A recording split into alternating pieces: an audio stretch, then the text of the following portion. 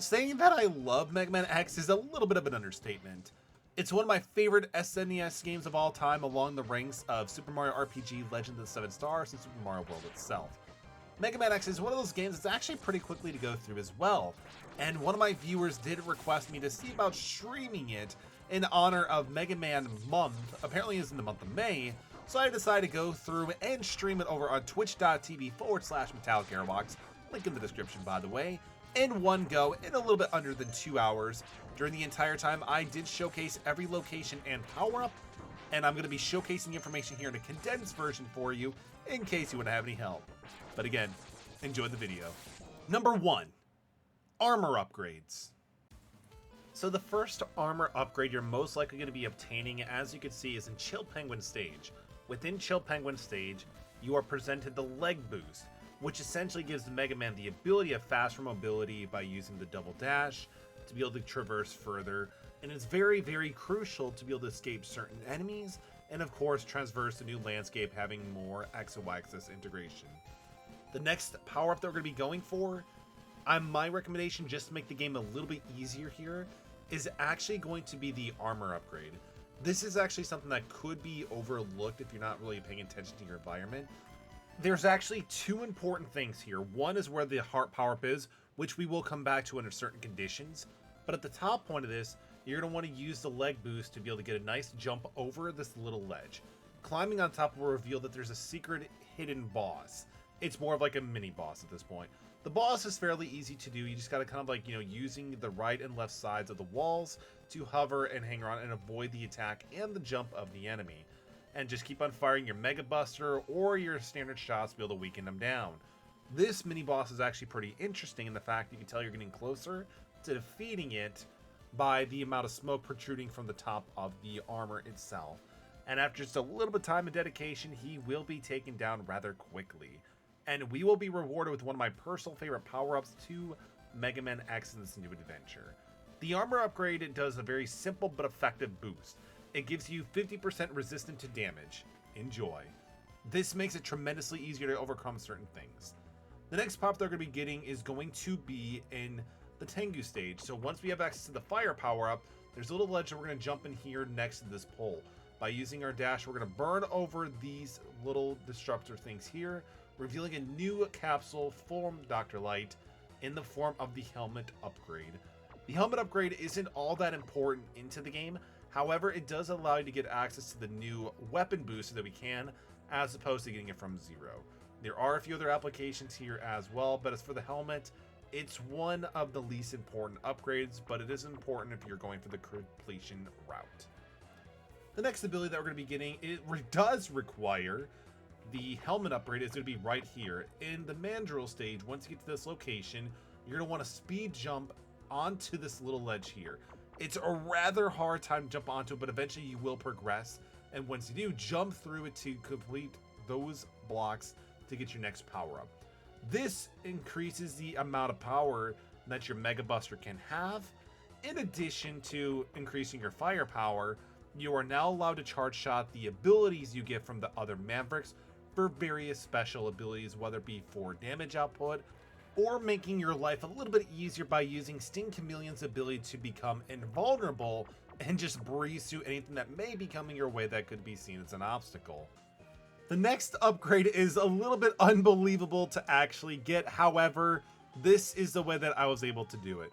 This Hadouken ability can only be accessible when you have completed collecting every other heart upgrade, sub-tank upgrade, and every other upgrade in ability, such as, the headpiece, the leg piece, the armor, and the buster. Upon getting all that information, you're going to want to go to Armadillo's level and make sure that you have 5 lives. As you can see on screen towards the very end of the level, there is a little ledge you can jump to the very top of. You are going to want to jump to the top of this ledge about 4 to 5 times, which is the reason why we have the additional lines. And upon doing this the 4th and the 5th time, you are greeted by Dr. Light wearing Ryu's outfit, and you can now unlock the Hadouken ability, which is an insta-kill to anything. Number 2, heart pieces. The first heart piece in Armadillo stage actually is a little bit before this little extras here. Once you drop into location with this machine and end up behind it, you want to take this thing out as fast as possible. Because if you do not take this item out as fast as possible, he is going to destroy the way you can actually get the heart piece. You need that little bit of ledge that he normally would destroy to be able to have enough clearance to be able to make the jump and wall kick your way up to the rest of the heart piece. So make sure you do that as soon as possible, preferably with a weapon. The next heart upgrade that we're going to go for is Instinct Chameleon stage. After we defeated the water Maverick and had the water flooded here, it gives us a little bit more ability to jump higher and further. So what you're going to do is clear out all the little rocks right here, and then you're going to do a speed dash and then jump right to the very far right and eventually get your next piece of the heart piece. The next heart piece is going to be located after defeating Chill Penguin in the same stage you get a booster upgrade. The lava is now turned into a walkable substance. Go to the far right and obtain that heart piece. The next heart upgrade you can obtain relatively easily is in the first section of Tengumen stage. What you're going to want to do at the very start of the level is go on the very top of this entrance section that takes you up to the right.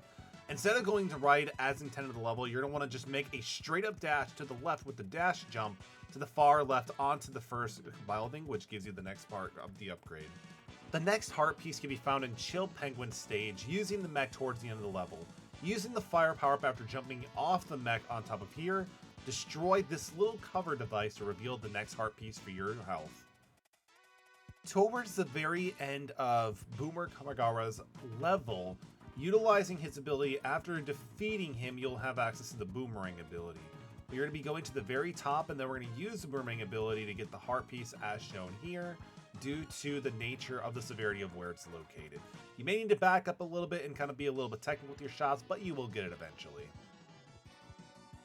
The next heart piece that we're going to be getting is actually located in Spark Mandrill's level. So we're going to need to also have the Boomerang ability, but what you're going to want to do towards the end of the level, you're going to want to get to the wall and then go to the very right. At the very top of this wall, right here before you descend into the ladder, is the heart piece. You're going to want to again use the Boomerang ability to be able to knock it into your location. The final heart piece is a little bit tricky in the Octopus level, the water level. Before you get to the second little tank boss, if you go to the very top using the water tornadoes, as shown here, you can destroy this boat. When you destroy the boat, it levels the ground and actually unlocks another pseudo mini boss in the form of everybody's favorite mechanical snake dragon eel device. Once you go through and fight this creature, it unlocks a path towards the right part of this section, which will unveil your reward, which will be the final heart upgrade for the Mega Man X game. And then after we get the heart upgrade, we are then going to move straight into the next section, going to cover how to get every sub-tank in the game. Number 3, the sub-tanks. The first sub-tank that we're going to showcase is actually located relatively in the same area as the heart piece as well as the buster upgrade. Instead of going to the very bottom right, we're actually going to go to the very top left of this little section just after the buster part upgrade. By going to the far right and then wall dashing towards the left here after you go through these enemies, you will be able to see that there's a breakable wall. And then once you destroy the wall completely and go on through, you'll get access to one of the very first sub-tanks you can easily get in the game. The second sub-tank I'm going to show you is located at Armadillo's level just before the first descent where you have to go through and outrun the tank. What you're going to want to do is actually let it go through first. So you're going to slide all the way down and then wait for the machine to go through. After it's safe to clear through, just keep making your way to the left and you will get your sub-tank. The next sub-tank is actually located in Spike Mandrill stage, which does require the Boomerang power-up as well. In the very first section of the level, towards the very right at the bottom, you will notice there's a sub-tank that's a little bit out of reach. However, with the trusted Boomerang power-up, you can then be able to shoot a shot at it and be able to call it your own, thus giving you access to your third sub-tank. Towards the middle section of the Tengu stage, you're going to be observant here because I missed it the first time. So when you get to this section here, where there's more platforms going up and down, you're going to want to first take the far right platform and then make your way back towards the left here. Thus, you will see another building with the breakable window, and once you destroy it, the sub-tank is yours.